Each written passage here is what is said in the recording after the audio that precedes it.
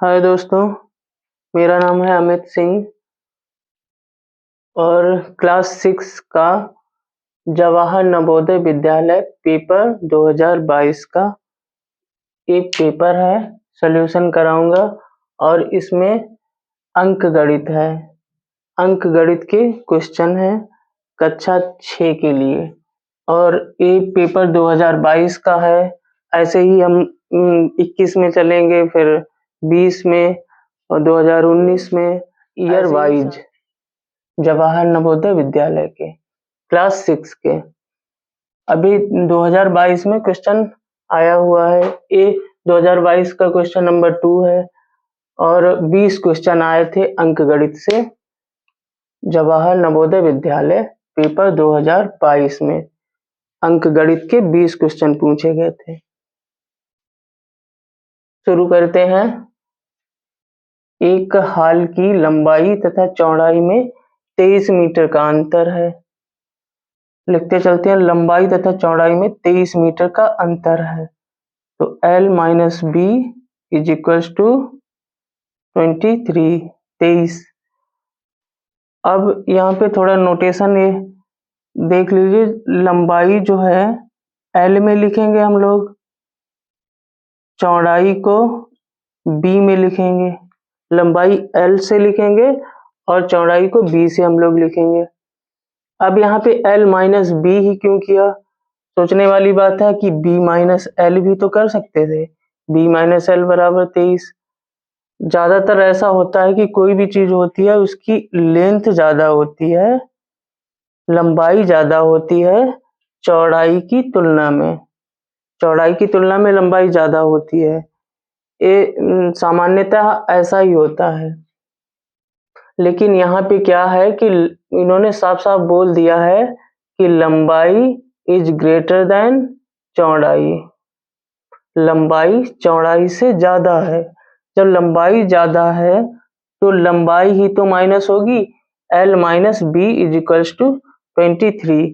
जब लंबाई ज्यादा है तभी हम लिख सकते हैं इसे L minus B is equals to 23, क्योंकि ये अंतर है। लंबाई तथा चौड़ाई में 23 मीटर का अंतर है तो L माइनस बी बराबर 23। ये हो गई इक्वेशन 1, समीकरण नंबर 1। अब आगे देखते हैं, यदि हाल के फर्श का परिमाप 206 मीटर है, वैसे तो ए होगा 2L plus B is equals to 206। 2L plus B is equals to 206। अब जरा ये भी देखते हैं कि परिमाप होता क्या है। एक हाल है, उसका लंबाई चौड़ाई दी है। सपोज कीजिए ये हाल है, इसकी ए लेंथ है, ए विड्थ है। इधर भी ये विड्थ हो जाएगी, इधर भी ये लेंथ हो जाएगी। लंबाई है, चौड़ाई है। अब परिमाप क्या होता है? सबसे पहले जानते हैं कि परिमाप होता क्या है। ये 2L प्लस बी कैसे आता है, क्यों लिखा जाता है, मतलब क्या है इसका, समझ में भी तो आना चाहिए। अब परिमाप होता है, कोई भी ऑब्जेक्ट हो, कोई भी बॉडी हो, उसका ए वाला भाग परिमाप होता है। ए वाला भाग, जैसे यहां से स्टार्ट किया, ए पूरा काउंट किया, ए पूरा काउंट किया, ए पूरा काउंट किया, ए पूरा काउंट किया, सभी को जोड़ दो, वही परिमाप होता है।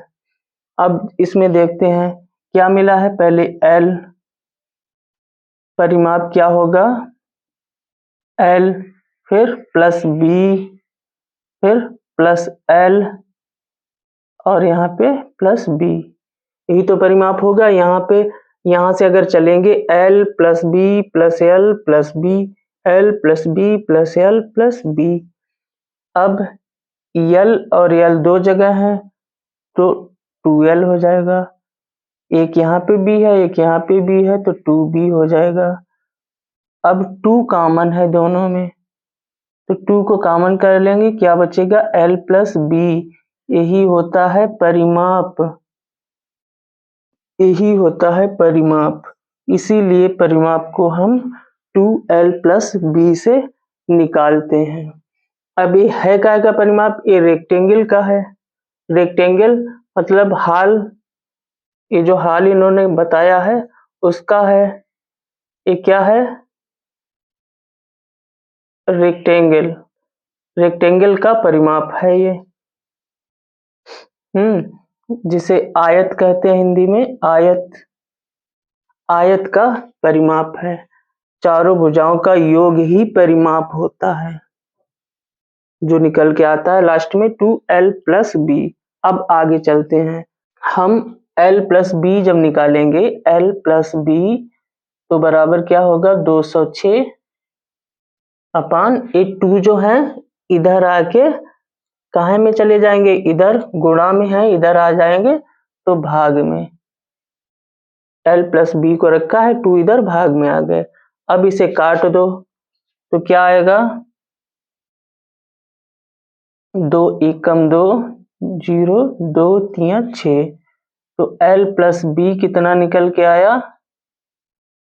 103। इस समीकरण नंबर 2 हो गई, समीकरण नंबर 2। अब इसमें कहा कि तो इसके फर्श का क्षेत्रफल क्या होगा? अब जैसे ये रेक्टेंगल होता है, ये l हो गई, ये b हो गई, तो रेक्टेंगल मतलब आयत, आयत का क्षेत्रफल क्या हो जाता है? लंबाई गुणा चौड़ाई, लंबाई गुणा चौड़ाई। हमें क्या निकालना है? हमें एल भी निकालना पड़ेगा और बी भी निकालना पड़ेगा, तभी हम क्षेत्रफल इसका बता सकते हैं। अब यहाँ पे अंतर दिया हुआ है, यहाँ पे इनका योग दिया हुआ है, इनका लंबाई और चौड़ाई का। तब हमें यहीं से एल और बी निकालनी पड़ेगी, तभी हम क्षेत्रफल बता सकते हैं। तो हमें जरूरत क्या है? एल और बी की। तो क्या लिखेंगे यहाँ? समीकरण 1 बा समीकरण 2 से क्या होगा? 1 बा 2 से, तो l प्लस बी बराबर 103 है। इसके नीचे लिख लेंगे l माइनस बी बराबर 23। ठीक है। अब यहाँ पे ए बी प्लस का है, ए बी माइनस का है, तो ये कट जाएंगे, ये कट गए। l प्लस एल क्या हो जाएगा? 2l, 2l बराबर 103 और 23 126। तो 2l हमारा निकल के आया है 126। 2l 126 निकला है, तो l बराबर क्या हो जाएगा? 126। l बराबर हो जाएगा 126 बटे 2। l बराबर 126 बटे 2।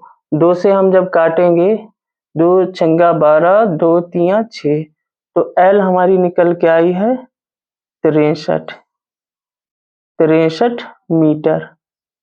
l निकल के आई है 63 मीटर। अब हम b निकालेंगे। l की वैल्यू चाहे समीकरण 1 में रखो चाहे समीकरण 2 में रखो, हमें b की वैल्यू मिल जाएगी। जैसे समीकरण हम चाहे 1 में रख लें या 2 में, 2 में रख लेते हैं, तो क्या है? समीकरण 2 से आपका मन है चाहे तो समीकरण 1 में भी रख लो, सेम वैल्यू आएगी b की। जो 1 देगा वैल्यू, वही समीकरण 2 भी देगा, सेम वैल्यू आएगी। समीकरण 2 से क्या है? l प्लस बी बराबर 103। l हमने निकाल ली है, कितनी है? 63 प्लस b बराबर 103। तो b बराबर क्या हो जाएगा? 103। 63 इधर प्लस के हैं, उधर जाएंगे तो माइनस के हो जाएंगे, तो अब घटा दीजिए 103 में से 63। 3 में से 3 गया 0 और 10 में से 6 गए 4। तो बी हमारी आ गई 40 मीटर। 40 मीटर। तो फर्श का क्षेत्रफल क्या हो जाएगा?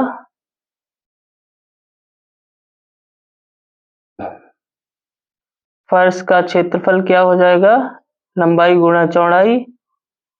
लंबाई गुणा चौड़ाई। लंबाई कितनी है? 63 गुणा चौड़ाई कितनी निकली है? 40। इनकी गुणा कर दीजिए तो क्या आ जाएगा? 4 तिया 12, 4 छंगे 24 और 1 25। ये क्या आ जाएगी? Metre square. ये क्षेत्रफल आ गया। यही होगा आंसर। 4 ऑप्शन दिए होंगे, उसमें ये होगा ऑप्शन जो कि सही होगा। कितना निकल के आया है? 2520। 2520 इसका क्षेत्रफल आया है। ठीक है, ये हो गया सॉल्यूशन नंबर 1। क्वेश्चन नंबर 2 पे चलते हैं।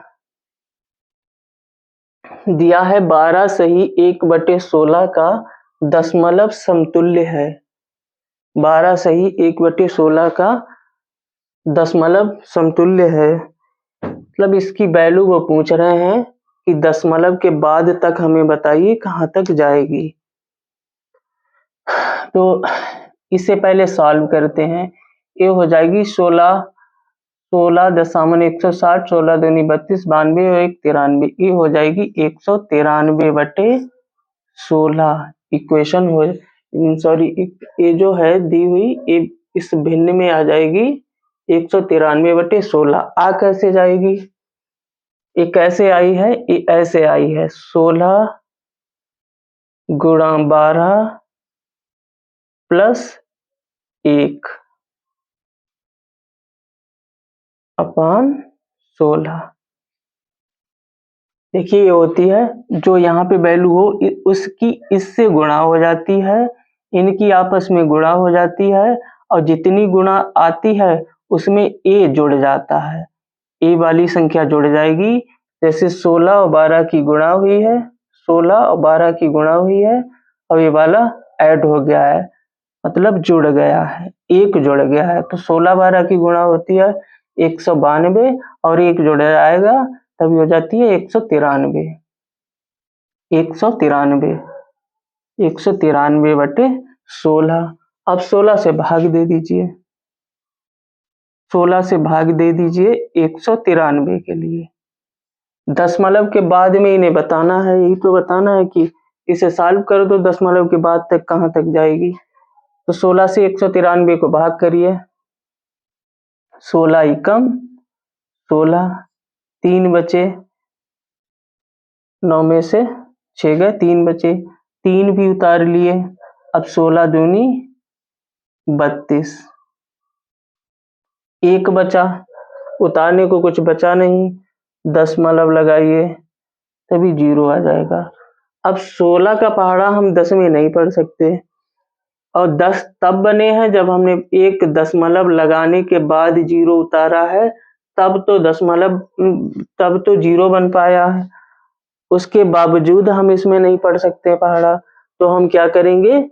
एक इसमें 0 बार देंगे, 0 बार देंगे और वही 0 यहाँ पे बढ़ा लेंगे। अब पढ़िए आप। तो 16 छंगा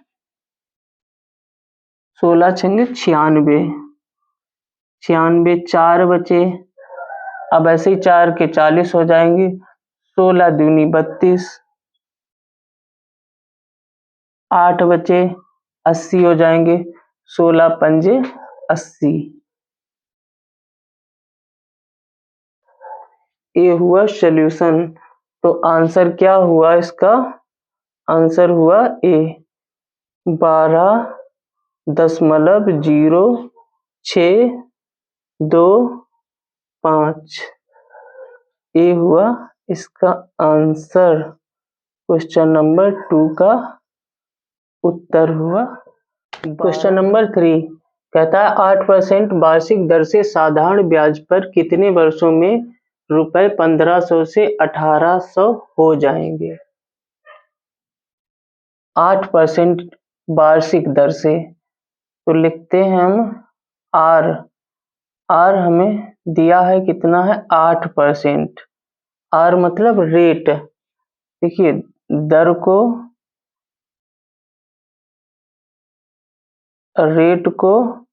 हम दर कहते हैं और जिसे आर से लिखते हैं। और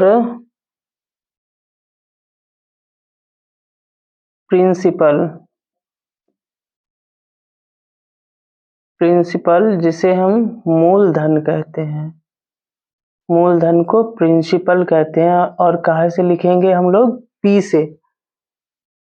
और अमाउंट जिसे हम लोग हिंदी में क्या कहते हैं मिश्र धन, और इसे हम ए से लिखेंगे। ठीक है। और टाइम तो पता ही है, टाइम समय, इसे हम लोग टी से लिखेंगे। ठीक है। ये नोटेशन है कुछ, इन्हें ध्यान कर लेना आप लोग। रेट दर जिसे आर से लिखेंगे, प्रिंसिपल जो मूलधन होता है उसे हम पी से लिखेंगे, अमाउंट मिश्र धन को ए से और टाइम समय को टी से। तो दिया है आर हमें 8% दी है वार्षिक दर से साधारण ब्याज पर कितने वर्षों में 1500 रुपए। तो हमें क्या दिया है मूलधन। मूलधन का मतलब क्या है पी दिया है, प्रिंसिपल दिया है, मूलधन दिया है 1500 रुपए। 1500 रुपए दिया है मूलधन। आर है 8%। अब कह रहा है कि रुपए 1500 से 1800 हो जाएंगे कितने टाइम में। तो 1800 हो जाएंगे। ये क्या है 1800, ये मूल मिश्र धन है। ये क्या है मिश्र धन जिसे हम ए से लिखेंगे। कितने हैं 1800 रुपए। 1800 रुपए ये क्या है मिश्र धन, ए है मूल पी है मूलधन और ए है दर। अब हम लोग जानते हैं, अब एक चीज और है साधारण ब्याज। साधारण ब्याज, साधारण ब्याज को क्या लिखते हैं इंग्लिश में सिंपल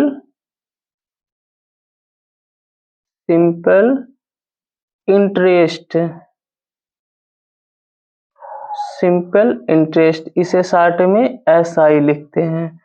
तो साधारण ब्याज क्या होता है सिंपल इंटरेस्ट होता है और एसआई में लिखते हैं सिंपल इंटरेस्ट एसआई साधारण ब्याज।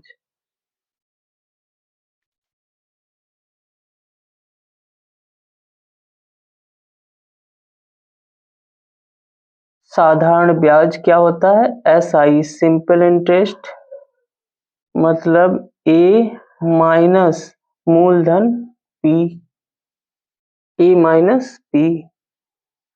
तो हमें क्या निकलेगा यहाँ से 1800 माइनस पी है 1500।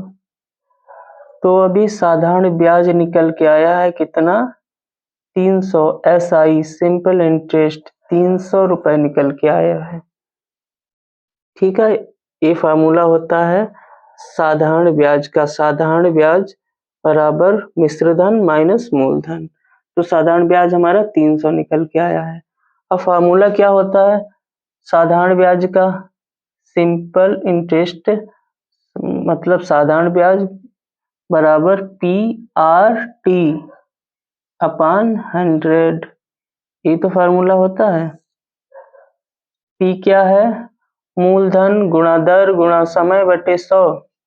मूलधन गुणा दर गुणा समय बटे 100 बराबर साधारण ब्याज। साधारण ब्याज बराबर मूलधन गुणा दर गुणा समय बटे 100। ये होता है साधारण ब्याज का फार्मूला। तो इन्होंने क्या पूछा है हमसे कितने वर्षों में, तो टाइम हमसे पूछा है क्वेश्चन में। तो इसमें रख दीजिए एसआई सिंपल इंटरेस्ट हमारा कितना आया है साधारण ब्याज कितना आया 300। 300 बराबर पी कितना है 1500 गुणा आर कितना है 8% गुणा टी कितना है टाइम, वो टाइम ही तो हमें निकालना है, टाइम अपॉन 100, ठीक है ना। अब यहाँ पे तिरछी गुणा कर लेते हैं हम लोग। तिरछी तिरछी में क्या होता है, हर संख्या के नीचे एक होता है। जैसे 2 है, इसके नीचे हमेशा एक होता है, कोई भी संख्या है उसके नीचे एक होता है, लिखा नहीं जाता है, होता है। तो मान लीजिए इसके भी नीचे एक है, तिरछी गुणा जब कर देंगे तो इसकी इससे हो जाएगी और इसकी इससे हो जाएगी, ये होती है तिरछी गुणा। तो इसकी इससे होगी तो सेम उतर जाएगा, कितना आएगा 1500 गुणा 8 गुणा टी बराबर 100 की 300 से हो जाएगी, 100 गुणा 300, ठीक है। अब यहाँ से हम टी निकाल लेंगे, तो टी क्या होगा, टी बराबर हो जाएगा 100 गुणा 300, 100 गुणा 300 बटे, ये टी रोक ली है, ये गुणा में है, उधर जाके भाग में पहुंच जाएंगे, सारे टर्म भाग में पहुंच जाएंगे। 1500 गुणा 8 बटे 1500 गुणा 8। अब क्या काट लीजिए इन्हें, 2 जीरो से 2 जीरो कट जाएंगे, 3 से 5 पे कट जाएगा, 3 पंचे 15, अब ये 5 से कट जाएंगे 100, तो 5 दूनी 10 20, 4 से कट जाएंगे, 4 दूनी 8, 4 पंजे 20, तो टी आ गया हमारा 5/2 वर्ष। 5/2 वर्ष कितने होते हैं, 2 सही 1/2 वर्ष, मतलब 2.5 वर्ष। चाहे ये लिख दीजिए चाहे ये लिख दीजिए, कुछ भी आप कर दीजिए, सेम बात है। चाहे 5/2 ऑप्शन में हो वो आप टिक कर दीजिए, वो नहीं हो तो 2 सही 1/2 वर्ष, ये होगा इसका आंसर। तो समय कितना निकलेगा, 2.5 साल, 2.5 साल, ठीक है। अगले क्वेश्चन पे चलते हैं। इसमें कह रहा है एक साइकिल की कीमत में 20% की घटोतरी पर उसकी खरीदारी, जो कि मांग है, खरीदारी में 20% की बढ़ोतरी होती है, दुकान की बिक्री पर इसका असर क्या होगा। बताइए, एक साइकिल की कीमत में 20% की घटोतरी जब होती है, 20% की घटोतरी उसकी कीमत पे होती है, तो मांग में 20% की वृद्धि हो जाती है, बिक्री पर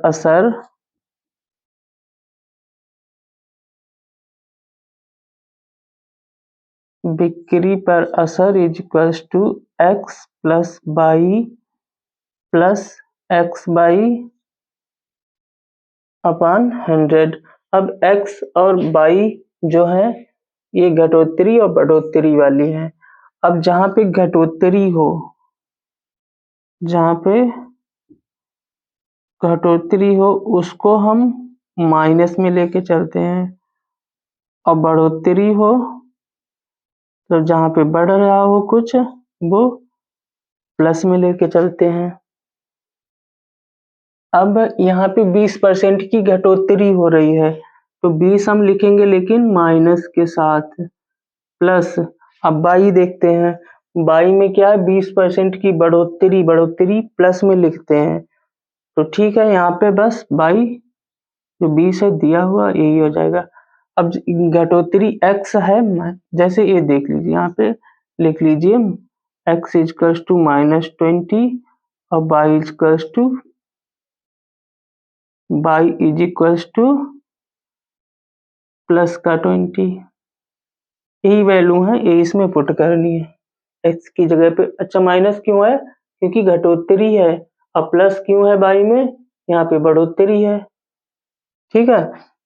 तो x की जगह पे माइनस और y की जगह पे प्लस, 20 दोनों में है ही है, तो -20 x की जगह पे, y की जगह पे +20 अपॉन 100। 20 से 20 कट जाएंगे क्योंकि एक प्लस का एक माइनस का है। उधर क्या होगा, 2 जीरो इन 2 जीरो को काट देगा, 2 दूनी 4 और काहे के आएंगे माइनस के 4 या 4% की कमी आएगी। 4% की कमी आएगी काहे पर, दुकान की बिक्री पर 4% की कमी आएगी। ये कहता है माइनस का मतलब है कमी, अब प्लस होता तो वृद्धि होती, प्लस होता तो वृद्धि होती, आया है माइनस, तो 4% क्या माइनस शो करता है, कमी, तो 4% की कमी आएगी काहे पे, दुकान की बिक्री पर, इसका असर होगा 4% की कमी। क्वेश्चन नंबर 5, इसमें ये दिया है, इसका मान बताना है हमें। अच्छा, इसका मान हम कैसे निकालते हैं, एक होता है रूल होता है बोर्ड मास, BOD बोर्ड मास, ये एक रूल होता है। इसका मतलब क्या होता है कि हमें सारी चीजें इसी के अकॉर्डिंग ये सिंप्लीफिकेशन करने होते हैं, जो सरलीकरण होते हैं वो इसी के अकॉर्डिंग ही करने पड़ते हैं। अब जैसे B क्या है, ये हो गया ब्रैकेट। सबसे पहले अगर किसी भी इस तरीका का जो सिंप्लीफिकेशन करना है हमें, अगर जहाँ पे ब्रैकेट होंगी तो सबसे पहले हम उन्हें सॉल्व करेंगे, इन्हें ब्रैकेट को, जैसे ए ब्रैकेट में जो है सबसे पहले हम इन्हें सॉल्व करेंगे। ओ ये क्या होता है, हाफ रूट या स्क्वायर या क्यूब रूट, मतलब 2 घातें 3 घातें जो चढ़ी होती हैं, उसके बाद हम इसे सॉल्व करते हैं। उसके बाद में आता है डिवीजन, डिवीजन मतलब भाग, ठीक, उसके बाद हम भाग करते हैं। जैसे ये भाग, जोड़ नहीं देंगे, पहले भाग करेंगे, फिर उसके बाद मल्टीप्लिकेशन, मल्टीप्लिकेशन मीन्स गुणा, फिर हम गुणा करते हैं। उसके बाद में ये है एडिशन, एडिशन मतलब जोड़, फिर हम जोड़ लगाते हैं, और सबसे लास्ट में क्या करते हैं,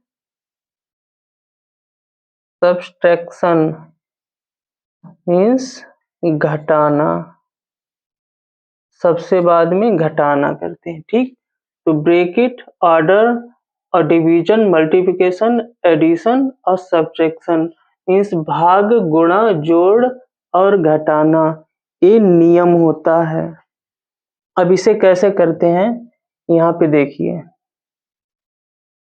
चलिए इसे यहाँ पे हम मिटाएंगे नहीं, क्योंकि ये अभी रूल इसमें हम लोग अप्लाई करेंगे। कौन सा रूल, ये वाला, कौन सा, ये वाला रूल जो है अभी अप्लाई होगा इसमें। जैसे ये है, अब सबसे पहले देखिए इसमें ब्रैकेट है, इसमें भी ब्रैकेट है, इसमें भी, इसमें भी, तो हमें नियम क्या कहता है, पहले ब्रैकेट सॉल्व करनी पड़ती है, पहले ब्रैकेट। तो कुछ नहीं करेंगे आप, केवल ब्रैकेट के अंदर, केवल ब्रैकेट के अंदर जो भी है उससे सॉल्व करेंगे। तो 20 को 5 से भाग करेंगे तो कितने बार जाएंगे, 4, तो कितना बचेगा इस ब्रैकेट में, 4 लिख लिया यहाँ पे, कितना, 4।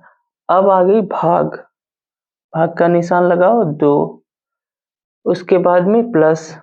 अब यहाँ पे पहुंचे, ए ब्रैकेट सॉल्व करो और कुछ नहीं करना है, तो 8 दूनी 16, कितने बचे, 2। अब यहाँ पे कितने आए, गुणा 2, प्लस ए वाली ब्रैकेट करो, तो 10/5 है, 10/5 तो कितना आ जाएगा 2। अब गुणा, अब इस ब्रैकेट को सॉल्व करो, 3 और 2 5। ये रूल हो गया पहला, ब्रैकेट ही हमने सॉल्व किए हैं, कुछ भी और नहीं सॉल्व किया है, केवल जो ब्रैकेट के अंदर है हमने बस उन्हें ही सॉल्व किया है, उन्हें ही सिंप्लीफाई किया है, उन्हें ही सरल किया है, सरलीकरण किया है, इसका केवल ब्रैकेट का। अब उसके बाद नियम कहता है ऑर्डर चेक करो कि जैसे किसी में रूट है या स्क्वायर है या क्यूब है किसी में नहीं है। आगे चलते हैं, आगे क्या है इसमें, डी फॉर डिवीजन मतलब भाग। अब वो पार्ट सॉल्व करिए जिसमें भाग है। भाग कहाँ पे है, केवल यहाँ पे रह गई है भाग। अब हम केवल इससे सॉल्व करेंगे, किसे, इसे। तो 4 को 2 से भाग करेंगे तो क्या आएगा 2 बस, और इसे सबको वैसे ही लिख दो, +2 × 2 +2 × 5। भाग खत्म हो गई, ये पार्ट खत्म हो गया इससे। अब क्या करेंगे हम, मल्टीप्लिकेशन पूरे में चेक करेंगे, कहीं भी मल्टीप्लिकेशन मीन्स गुणा, कहीं भी गुणा है तो वो गुणा करिए और खत्म करिए गुणा को। अब गुणा करेंगे, यहाँ पे भी गुणा नहीं है, इन दोनों के बीच में गुणा है, तो क्या करेंगे 2 को तो ऐसा ही लिख लेंगे, प्लस इन दोनों के बीच में गुणा है, इनकी गुणा कर लेंगे, 2 दूनी 4, प्लस इन दोनों के बीच में गुणा है तो 5 दूनी 10। ठीक है, गुणा का काम खत्म हो गया, मल्टीप्लिकेशन का। अब क्या कहता है, अब कहीं भी अगर एडिशन हो मतलब जोड़ हो, उसे हम सॉल्व करेंगे। अब तो जोड़ ही जोड़ बचा है, यहाँ पे भी जोड़ है, ये सब जोड़ में ही है, तो अब बस यही आंसर हो जाएगा, 2 और 4 6 और 10 16, यही हो जाएगा हमारा आंसर। सबट्रैक्शन की कहीं बात ही नहीं, इसमें माइनस कहीं कुछ है ही नहीं, तो वहां हमें जाना ही नहीं। ठीक है, ये बॉडमास का रूल है, यही फॉलो करके हमें चलना पड़ता है जब इस तरीके का हमें कुछ मिलता है सिंप्लीफाई करने को, सरल करने को, कि वैल्यू हमें बताओ, तो इस रूल को फॉलो करके हम चलते हैं और हम आंसर मिल जाता है। क्वेश्चन नंबर 6, ये कहता है कि 600 रुपए की एक राशि, तो 600 क्या है, 600 क्या है, ये मूलधन है, मूलधन मतलब पी कितना है 600। एक राशि साधारण ब्याज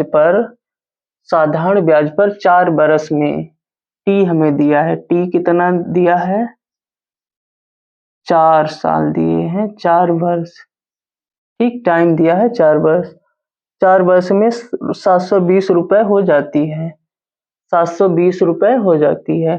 तो 720 क्या है, ये मिश्र धन है, क्या है, मिश्र धन कितना है 720। मिश्र धन को हम क्या लिखते हैं, ए से, मतलब अमाउंट से हो जाती है यदि ब्याज की दर 2% अधिक कर दी जाए। अभी तो हमें यही नहीं पता कि है क्या ब्याज की दर, है नहीं कि दर अभी तो हमें पता ही नहीं है, तो हम यहाँ से पहले दर निकालेंगे, तभी तो हम 2% अधिक कर पाएंगे।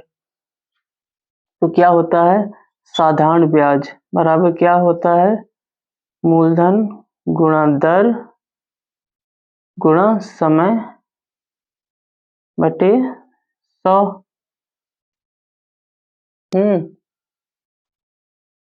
और यहाँ से हम निकालेंगे साधारण ब्याज, साधारण ब्याज बराबर क्या होता है, मिश्र धन माइनस मूलधन। साधारण ब्याज बराबर होता है मिश्र धन माइनस मूलधन, तो मिश्र धन कितना हमारा है 720 माइनस मूलधन कितना है 600, तो कितना बचा 120 रुपए। ये आ गया, क्या आ गया, साधारण ब्याज आ गया, यहाँ से साधारण ब्याज हमने निकाल लिया, कितना आया है 120 रुपए। साधारण ब्याज आया है 120, उसकी वैल्यू हम यहाँ पे रख देंगे।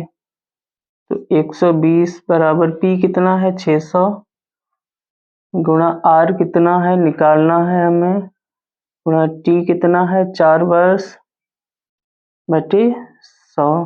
फार्मूले में रखना है, सब कुछ दिया है इसमें। और वही है कि तिरछी गुणा कर दीजिए, बटे में 1 मान लीजिए। तो 600 R इंटू 4 की गुणा होगी 1 से, तो वही आ जाएगा 600 गुणा R गुणा 4 बराबर 120 गुणा 100, 120 गुणा 100। तो यहाँ से हमारी R निकल आएगी, कितनी आ जाएगी 120 गुणा 100 बटे, अब इधर मल्टीप्लिकेशन में है उधर डिवीजन में हो जाएंगे, इधर गुणा में है उधर जाएंगे तभी भाग में हो जाएंगे, मतलब 600 गुणा 4, 600 गुणा 4। अब इन्हें जब काटेंगे तो हमें रेट मिल जाएगा, मतलब दर मिल जाएगी। तो 0 से 0 काट देंगे दोनों, 6 से काटेंगे 6 दूनी 12 20 हो जाएंगे, 4 से काटेंगे 4 पंजे 20। तो R हमारी निकल के आई है 5%, R निकली है 5%।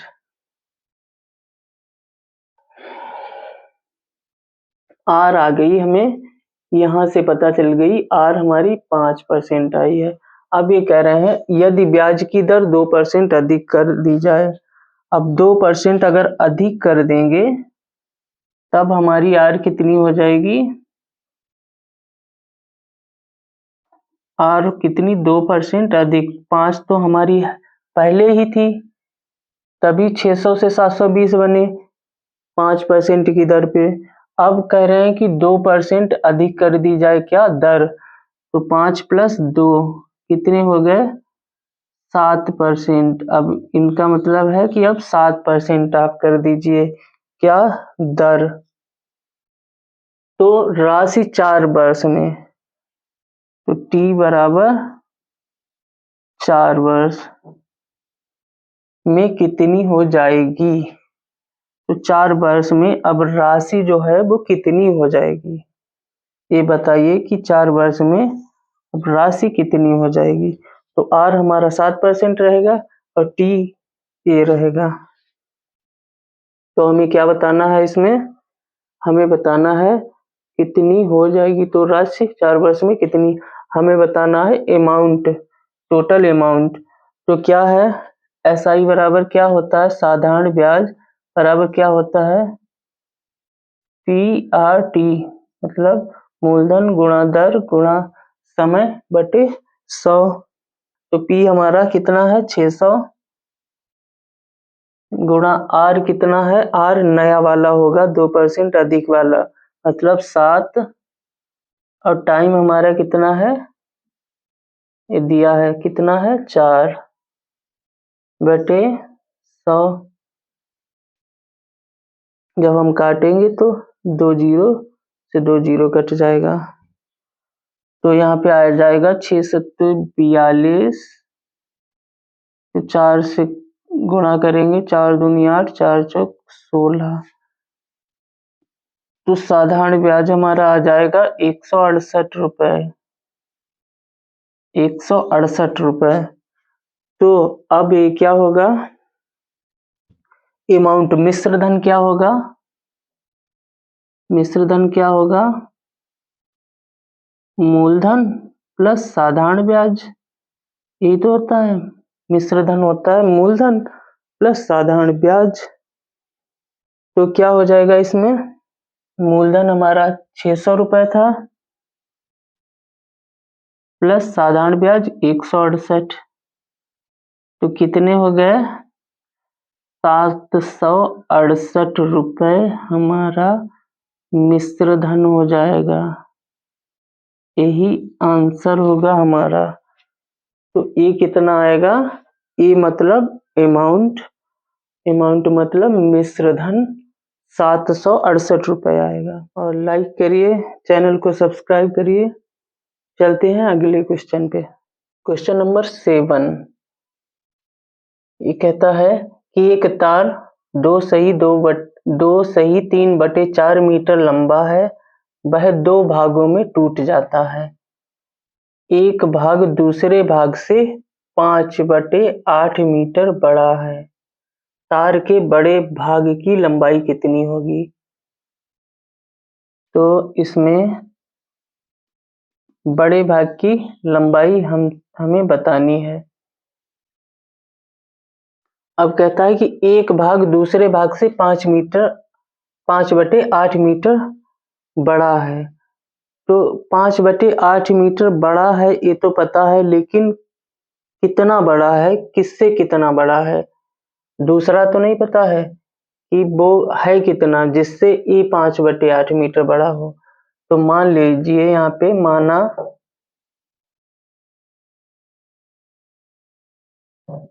माना बड़े तार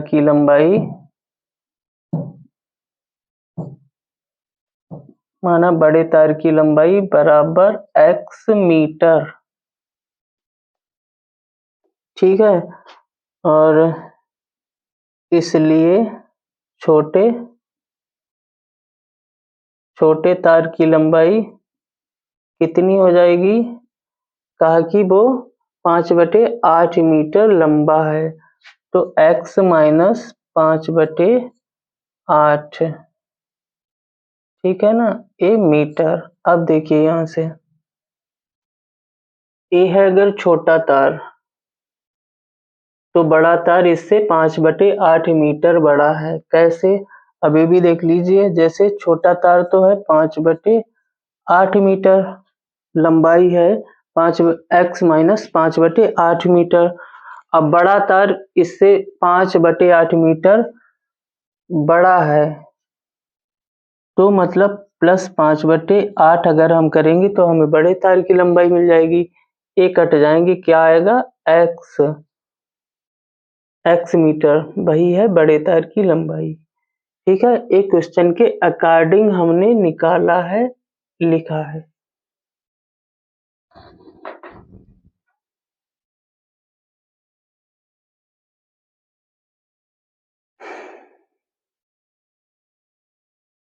तो क्या है, बड़े तार की लंबाई हमने मानी है x मीटर, इसलिए छोटे तार की लंबाई हो जाएगी x माइनस 5/8, क्योंकि ये बड़ा तार है, इसकी लंबाई 5/8 मीटर ज्यादा है। तो अब देखते हैं क्या है कि ये 2 भागों में टूटा था, कितनी लंबाई थी उसकी? क्या 2 भागों में टूट जाता है।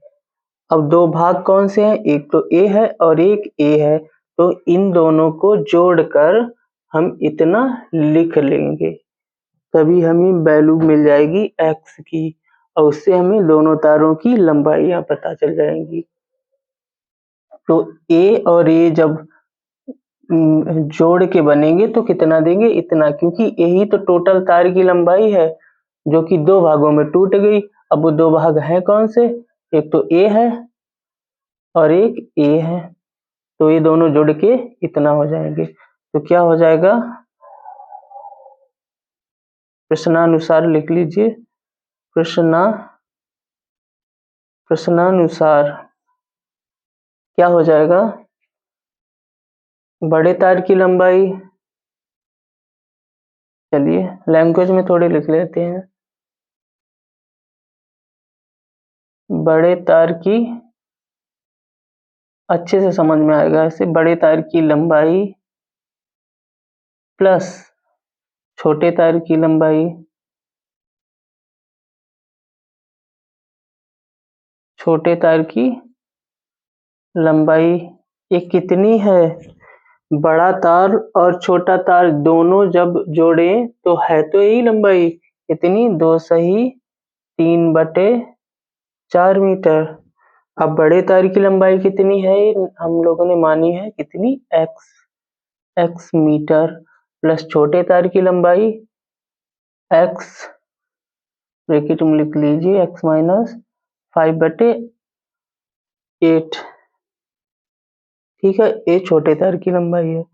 इन्हें थोड़ा सिंप्लीफाई कर लीजिए। 4 दूनी 8, 8 और 3 11, 11/4। अब यहाँ पे हो जाएगा, ब्रैकेट खोल लीजिए, x plus 5/8 is equals to 11/4। x क्या हो जाएगा, 2x बराबर 11/4। और a है प्लस के इधर है माइनस के, उधर जाएंगे काहे के हो जाएंगे, प्लस के हो जाएंगे, इसमें जुड़ जाएंगे 5/8। इनका एलसीएम ले लीजिए, कितना आ जाएगा 8। तो 4 दूनी 8, 11 दूनी 22 प्लस 8 एकम 8, 1 पंचे 5, कितना आ जाएगा 22 और 5 27/8, 27/8, 27/8। ये क्या निकल के आ रहा है, 2x। तो x यहाँ से क्या हो जाएगा, x की वैल्यू कितनी हो जाएगी यहाँ पे 27/8 है, और 2 भी नीचे आ जाएंगे 8 के पास, क्योंकि ये गुणा में है, बराबर की इधर आएंगे तभी भाग में आ जाएंगे। तो 2 8 के साथ आ जाएंगे, मतलब 8 दूनी 16 हो जाएंगे। 16, ये क्या आ गया x, ये आ गया x क्या है, बड़े तार की लंबाई। पूछा क्या है, तार के बड़े भाग की लंबाई कितनी होगी। इसमें बड़ा कौन सा है, बड़ा तो यही है ना, जो कि हमने निकाली है 27/16। अब इसे और अगर सिंप्लीफाई अगर हम करना चाहें तो कितना हो जाएगा, 16 एकम 16 और 11 27/16, ये हो जाएगी, ये आ जाएगा हमारा, इकाई में है मीटर में, या तो ए होगा या ए, दोनों सेम चीजें हैं। ये थोड़ा और सिंप्लीफाई करके हैं, एक दूसरे को सिंप्लीफाई कर रहे हैं बस। चाहे ए आंसर लिख दो या ए, इन दोनों में से कोई एक आंसर होगा, जो भी ऑप्शन दिए हुए होंगे दोनों सही आंसर हैं। तो बड़े तार की लंबाई हो गई हमारी ये। कोई छोटे तार की लंबाई पूछे तो छोटे तार की लंबाई क्या हो जाएगी, x माइनस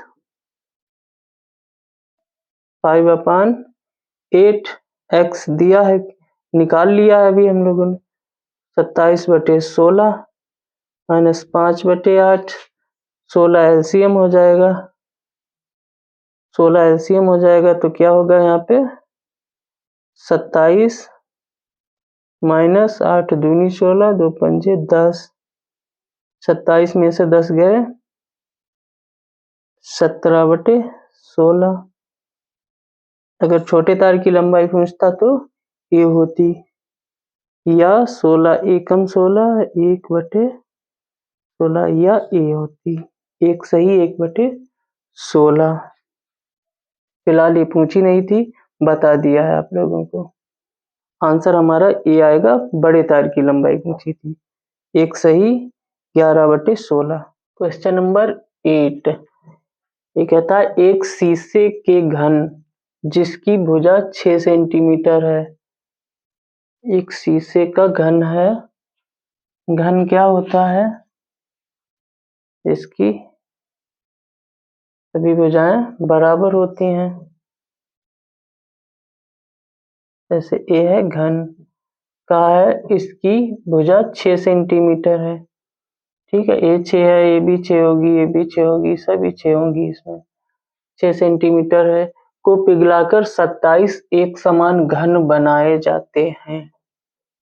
अब कहता है इसे पिघलाकर 27 घन बनाए जाते हैं जो कि एक समान होते हैं, सॉरी जो कि एक समान हो, ठीक। भुजा कितनी है 6 सेंटीमीटर, भुजा है 6 सेंटीमीटर। तो घन का आयतन क्या हो जाएगा? घन का आयतन क्या हो जाएगा? भुजा क्यू, भुजा क्यूब, यही तो होता है घन का आयतन। भुजा है 6, 6 का क्यूब, 6 गुणा 6 गुणा 6, 6 चरंग 36 गुणा 6 चरंग 36 के 6, 6 3 18 और 3 21 इस सेंटीमीटर क्यूब में आ जाएगा। ठीक, ये घन का आयतन हो गया। अब कह रहे हैं, वो कह रहे हैं कि इसे पिघलाकर 27 एक समान घन बनाए जाते हैं। अब कोई, ये तो बड़ा घन हो गया, अब कोई छोटा घन इसमें सपोज कीजिए कोई छोटा सा घन है जिसकी कोई भुजा ए मान लीजिए, ए मान लीजिए, तो इस छोटे घन का क्या हो जाएगा? छोटे घन का आयतन क्या हो जाएगा? इसमें भी भुजा क्यू, मतलब ए का क्यू हो जाएगा, ए का क्यू हो जाएगा, ए का क्यूब हो जाएगा। अब कह रहे हैं 27 एक समान घन बनाए जाते हैं, इस प्रकार बने प्रत्येक घन की भुजा की लंबाई बताइए। तो अब देखते हैं इसमें कितने बनाएंगे। 27 गुणा छोटे घन का आयतन, छोटे घन का आयतन कितने हैं? 27 गुणा छोटे घन का आयतन,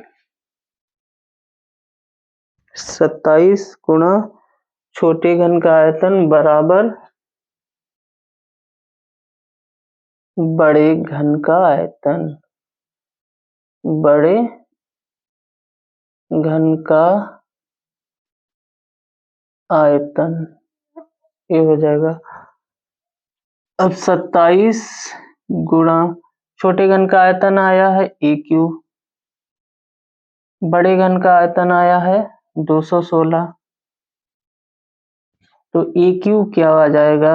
ए क्यूब बराबर 216 बटे 27, ठीक है ना। ये है 216 बटे 27, काटिए इन्हें,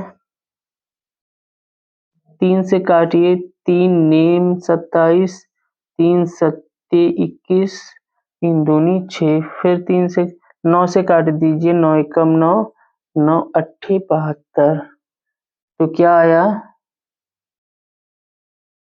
क्या आया यहाँ पे? 8। तो ए क्यूब बराबर 8, तो क्या होगा? ए क्यूब बराबर 8, तो क्या हो जाएगा? 8 को हम क्या लिख सकते हैं? 2 की पावर 3, तो 1 की पावर 3 बराबर 2 की पावर 3, तो क्या यहाँ पे निकलेगा? क्या इम्प्लाइज करेगा? यहाँ पे तुलना कर दीजिए घातों से, इधर भी 3 है, इधर भी 3 है, तो ए बराबर क्या आ गया? 2, ए बराबर 2, ये आ गई भुजा, ए बराबर 2 सेंटीमीटर, मतलब 2 सेंटीमीटर के 27 छोटे घन, 2 सेंटीमीटर भुजा के 27 छोटे घन बनेंगे। इसमें 6 सेंटीमीटर भुजा के घन में 27 छोटे घन बनेंगे, जिनकी एक भुजा की लंबाई होगी 2 सेंटीमीटर।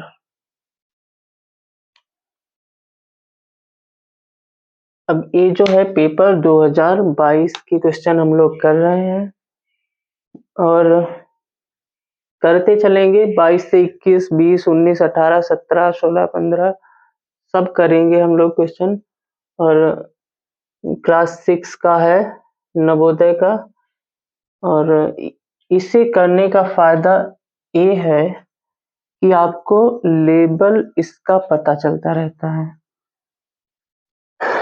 ये क्वेश्चन करने का मतलब ये है कि आप कहाँ पे खड़े हैं, आपकी प्रिपरेशन, आपकी तैयारी कैसी है, क्योंकि ये सारे के सारे क्वेश्चन आए हुए हैं। ये सारे क्वेश्चन आए हुए हैं तो मतलब एग्जाम का लेवल आपका ए होगा, क्वेश्चन का लेवल ए होगा। मतलब आप कहाँ पे हैं, ज़्यादा इजी तो नहीं पढ़ रहे हैं या ज़्यादा टफ में तो नहीं चले गए, लेकिन इन्हें आप जब करेंगे तो एकदम अच्छे से तैयारी होगी कि अब एग्जाम के पॉइंट ऑफ व्यू से हम इसके लिए प्रिपेयर हैं, क्योंकि हमने सारे सॉल्व्ड या अनसॉल्व्ड जो भी कह लीजिए एक कर रखे हैं। पीछे आए हुए सारे क्वेश्चन हमने लगाए हैं और हम तैयार हैं। तो इसलिए आप ये जरूर करें, चाहे 2022 का हो, 21, 20 सारे लगा दीजिए। 10 साल 15 साल के जो भी क्वेश्चन पेपर हैं सारे सॉल्व कर दीजिए और हम सॉल्व करवाएंगे। यहाँ पे आप हमसे जुड़िए, हम सारे सॉल्व करवाएंगे। अभी 2022 का है, हम 21 का डालेंगे, फिर 20, 19 ऐसे करके सारे हम क्वेश्चन पेपर पीछे के सॉल्व करवाएंगे। बस आप जुड़े रहिए, चैनल को सब्सक्राइब करिए मेरे, और अच्छे से पढ़ते रहिए। आप बहुत अच्छे से पढ़ाते चलेंगे। चलते हैं दूसरे क्वेश्चन की तरफ। क्वेश्चन नंबर 9 कहता है 2100 के अभाज्य गुणनखंड क्या होंगे। 2100 के, तो 2100 के अभाज्य गुणनखंड हमें निकालने हैं। तो कैसे निकालेंगे, बहुत ही सिंपल है। 2100 इसके अभाज्य गुणनखंड, पहले 2 से काटिए, 2 एकम 2, 0, 2 पंजे 10, 0, फिर 2 से काटिए, 2 पंजे 10, 2 दूनी 4, 2 पंजे 10। ठीक है, अब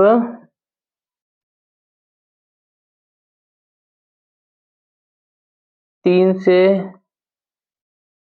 कटेंगे, 3 एकम 3, अब 3 से कटेंगे, 3 एकम 3, 2 बचे, 3 सत्ते 21, 3 पंजे 15। अब 3 से नहीं कटेंगे, अब 5 से काटिए, 5 से काटिए तो 5 तिया 15 और 5 पंजे 25, फिर 5 से काटिए, 5 सत्ते 35, 7 से काट दीजिए 1। तो 2100 के अभाज्य गुणनखंड क्या निकल के आए हैं, ये कितने, 2 गुणा 2 गुणा 3 गुणा 5 गुणा 5 गुणा 7, ये निकले हैं अभाज्य गुणनखंड 2100 के। 2 गुणा 2 गुणा 3 गुणा 5 गुणा 5 गुणा 7, ये हो जाएंगे 2100 के गुणनखंड। क्वेश्चन नंबर 10 कहता है एक कमरे की लंबाई 15 मीटर है, इसके संपूर्ण फर्श पर 15 सेंटीमीटर गुणा 12 सेंटीमीटर विमाओं की 7500 टाइलें लगती हैं। कमरे की चौड़ाई क्या होगी। 15 मीटर, एक कमरे की लंबाई है 15 मीटर। तो कमरे की लंबाई तो हमें दी है, कमरे की लंबाई हमें दी है, क्या है, कमरे की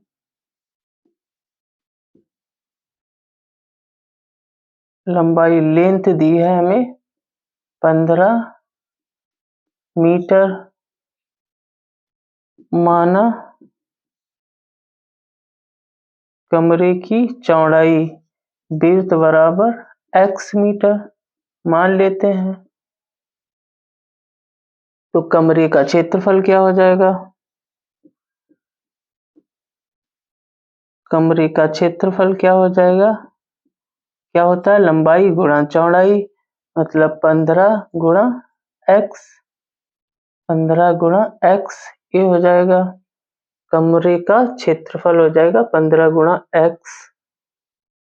ठीक, इसे हम लिख दे रहे हैं, मीटर स्क्वायर में आएगा, ये मीटर स्क्वायर में आएगा कमरे का क्षेत्रफल।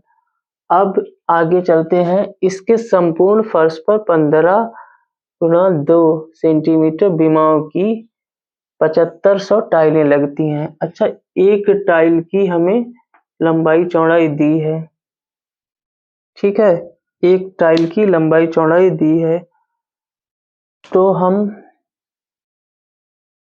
एक टाइल का क्षेत्रफल, टाइल का भी क्षेत्रफल लंबाई गुणा चौड़ाई होता है, तो लंबाई गुणा चौड़ाई मतलब 15 गुणा 12, क्या हो जाएगा 15.150 और 15 दूनी 30, कितना आ जाएगा 180 सेंटीमीटर स्क्वायर। अब यहाँ पे थोड़ी हमें ये करना होगा कि जैसे ये तो 15 मीटर में दिया है, ठीक, और टाइलें हमें सेंटीमीटर में दी हैं, टाइलें हमें सेंटीमीटर में दी हैं, तो हमें क्या करना होगा, टाइलों को क्या करना होगा, मीटर में बदलना होगा, या कमरे को सेंटीमीटर में बदल दो, मतलब हमें सेम यूनिट चाहिए, सेम इकाई चाहिए। ये तो मीटर में निकाल दिया, तो हमें ये भी मीटर में ही निकालना है। तो मीटर में करने के लिए क्या होगा, दोनों में 100 से भाग हो जाएगी। जैसे 100 सेंटीमीटर को जब हम निकालेंगे मीटर में, तो 100 से भाग कर दीजिए, तभी तो 1 मीटर बनेगा। 100 सेंटीमीटर का 1 मीटर तभी बनेगा जब 100 से भाग कर दीजिए। ऐसे ही दोनों को 100 से भाग कर दी, तो अब कितना आ जाएगा, इतना मीटर स्क्वायर में होगा, ठीक है, इतना ही लिख लीजिए। अभी एक टाइल का क्षेत्रफल हमें पता चल गया कितना होगा A, और लगी हैं 75 टाइलें, ऐसी एक, इसका एक का क्षेत्रफल है। अब 75 टाइलों का क्या होगा, 7500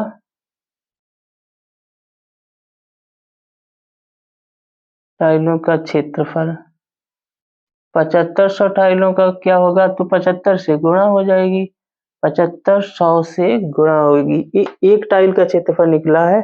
अब हमें 7500 टाइलों का बताना है, तो 7500 से गुणा हो जाएगी एक टाइल के क्षेत्रफल में, गुणा 15/100 गुणा 12/100, काट दीजिए, यहाँ पे इसे काट दीजिए, 0 से 0, 2 0 से 2 0 चले जाएंगे, और 25 तिया 75, 25 चौका 100, 4 एकम 4, 4 तिया 12, ठीक। अब ये हो गया, ये क्या हो गया, 3 गुणा 15 गुणा 3, 15 निमा 135, 135 से क्या आ गया,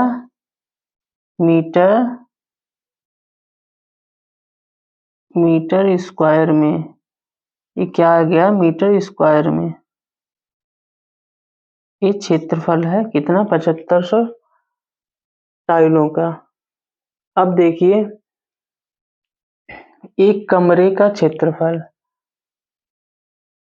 क्षेत्रफल बराबर हो जाएगा 7500 टाइलों का क्षेत्रफल।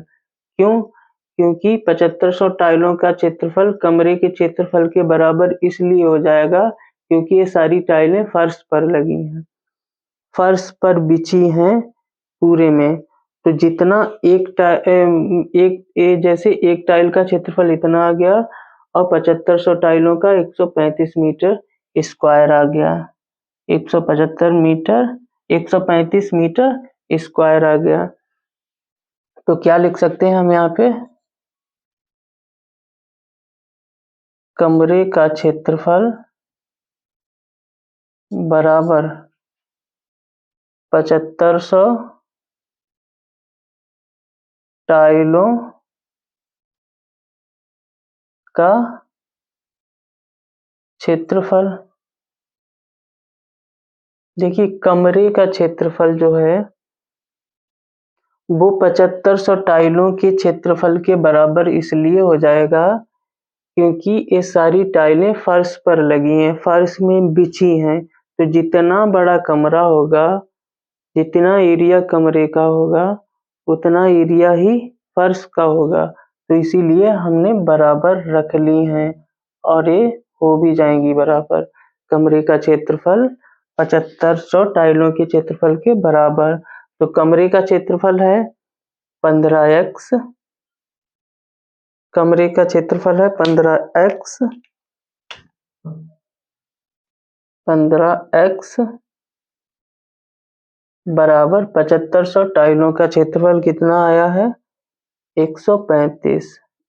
तो x बराबर क्या हो जाएगा, 135, इधर आ जाएंगे भाग में 15। जब इन्हें हम काटेंगे तो क्या आएगा, काटने पे क्या आएगा, 15 एकम 15, 15 नीमा 135। तो x बराबर क्या आया, 9। ये क्या आया मीटर में, x बराबर 9 मीटर। ये क्या है, कमरे की चौड़ाई, क्योंकि x निकली है, क्या है b, मतलब बेड्थ जो कि चौड़ाई होती है। तो x बराबर 9 आया, एक कमरे की चौड़ाई आ गई। अब आज हम 10 क्वेश्चन ही करते हैं। 2022 में जो क्वेश्चन पेपर आया था नवोदय का, उसमें 20 क्वेश्चन आए थे, 20 ही आते हैं, 20 आए भी थे और 10 हमने कवर किए हैं इस वीडियो में। और अगली वीडियो हम बनाएंगे, उसमें बचे हुए 10 क्वेश्चन वो भी कवर कर लेंगे। तो टोटल हमारे 20 क्वेश्चन कवर हो जाएंगे। जहाँ तो ये रहा था कि एक ही वीडियो में कवर हो जाए, लेकिन कुछ डिटेल में आपको पढ़ाया, तो ये भी हमें अच्छा नहीं लगा कि कोई भी चीज हम स्किप करते, आपकी भी समझ में नहीं आती तो मजा नहीं आता फिर वैसा। तो डिटेल में हमने समझा है एक एक क्वेश्चन, इसलिए टाइम ज्यादा लगा है। टाइम ज्यादा लगे कुछ नहीं, लेकिन समझ में आना चाहिए, यही क्वेश्चन समझ में आना चाहिए, यही मेरा मोटिव है। और आप कमेंट करके बताइए कि ये लेक्चर कैसा रहा, अच्छे से समझ में आया या नहीं आया। और वीडियो को लाइक करिए और चैनल को सब्सक्राइब करिए, और जिससे कि आगे की जो भी हम वीडियो डालेंगे उसका नोटिफिकेशन आता रहे। और 29 अप्रैल को शायद आपका एग्जाम है जब नवोदय का, उससे पहले हम सारे सॉल्व्ड अनसॉल्व्ड पेपर जो आए हैं वो सारे हम कवर कर लेंगे। बस आप जुड़े रहिए चैनल के साथ और देखते रहिए, प्यारे प्यारे कमेंट करिए, चैनल को सब्सक्राइब करिए, वीडियो को लाइक करिए। ओके, मिलते हैं अगली वीडियो में।